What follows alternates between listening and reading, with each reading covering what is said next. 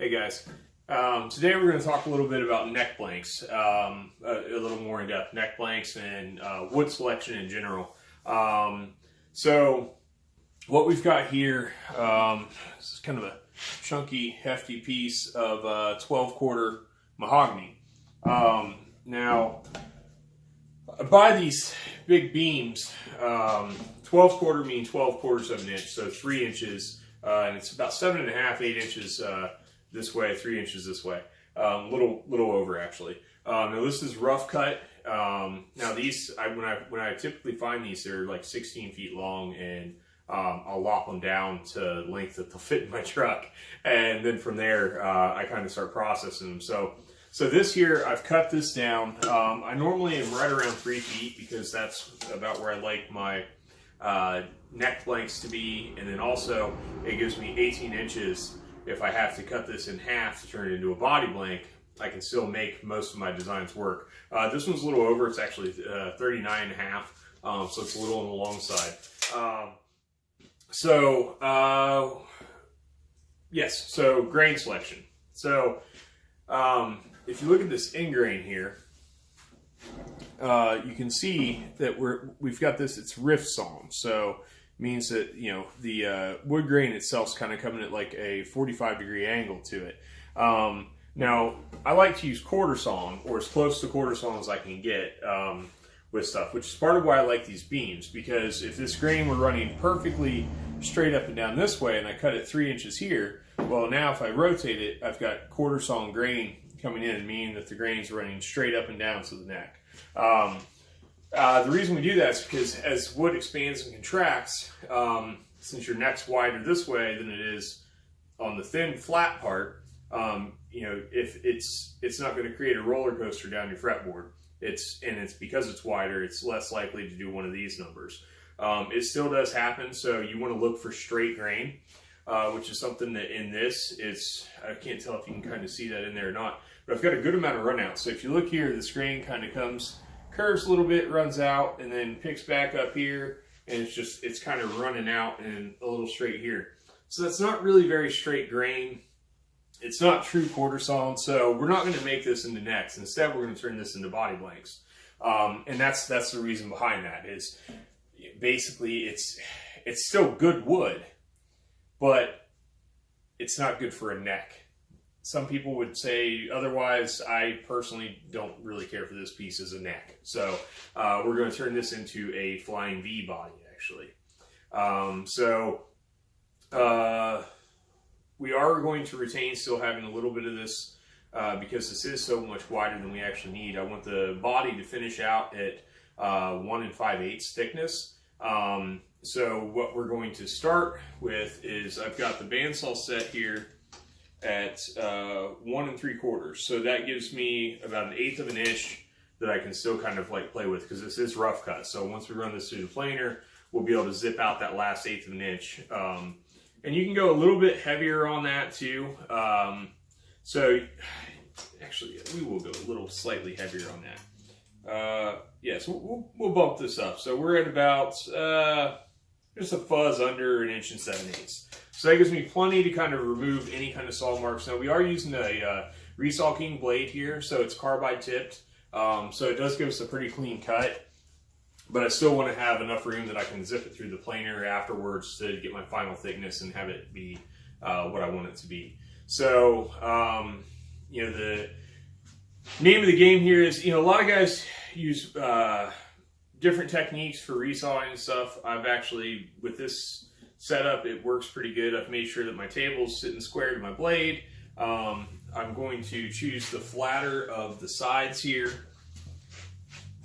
So the more square that we have, and if you look here, I've got a little bit of a gap. So it's kind of coming this way a little bit here. Where down here, I'm actually sitting nice and square and flush. For being rough sawn, it's not bad.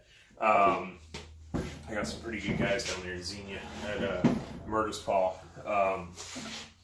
So right here, this side here is actually pretty darn square coming down through there. So we're going to use this side down, and then we're going to sight the lumber and I can see that here I've got a little bit of a cup, and out here I've got a little bit of oh my goodness, escapes me. Anyway, it follows, so the whole thing kind of does one of these a little bit. So we're actually going to cut this side to the fence because it's very slight, for one. It's maybe 1/16 of an inch from tip to tip, so it's not a whole lot. And since we will be surfacing this anyway, that's how we're going to do it. So this side will go down to the bed of the saw. This side will go to the fence, and then we'll work it through there. Some guys like to use a real tall fence. I never have. I just have always used the fence that came with the saw, and take your time, and it does pretty well. So we'll go ahead and fire this guy up. We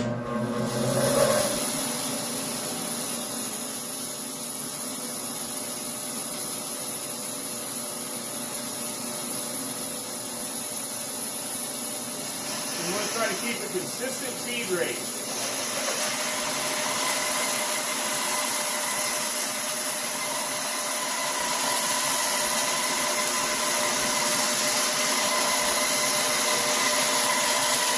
Nice even pressure.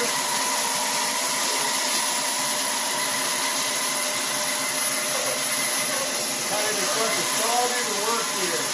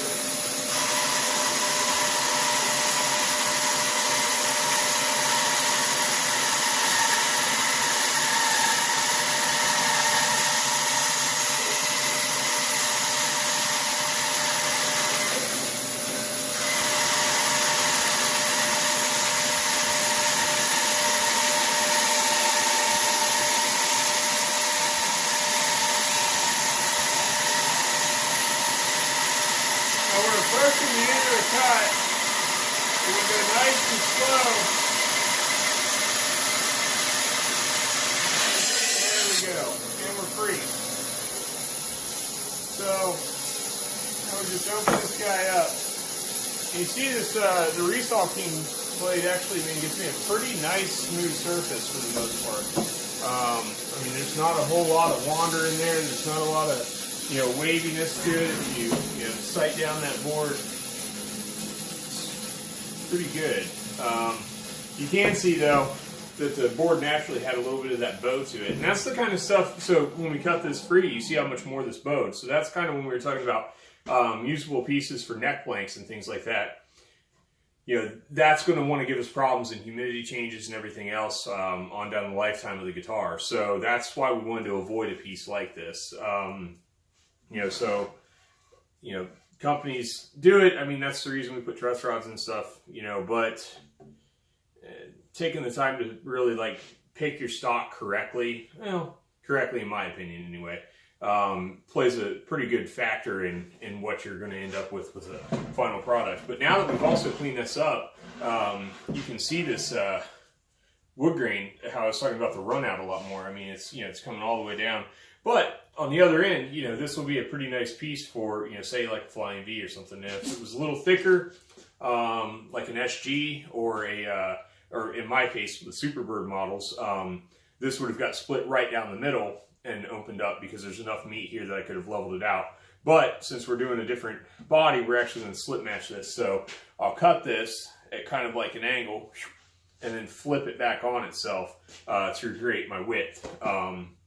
And actually this nice kind of grain pattern here will work well with the Flying V aesthetic. So that's another thing you can kind of consider is like the shape of your guitars, and trying to utilize like the wood grain to kind of maximize like the beauty and accentuate the body lines with the natural grain. So just, you know, stuff to consider. You know, there's 100 ways to do this stuff out there. This is the way I like to do it. So thanks for watching, guys. And, you know, I'll do more steps on the on one of, I think, 3 or 4 Flying V builds I've got going right now. So take care, and I'll see you guys next time.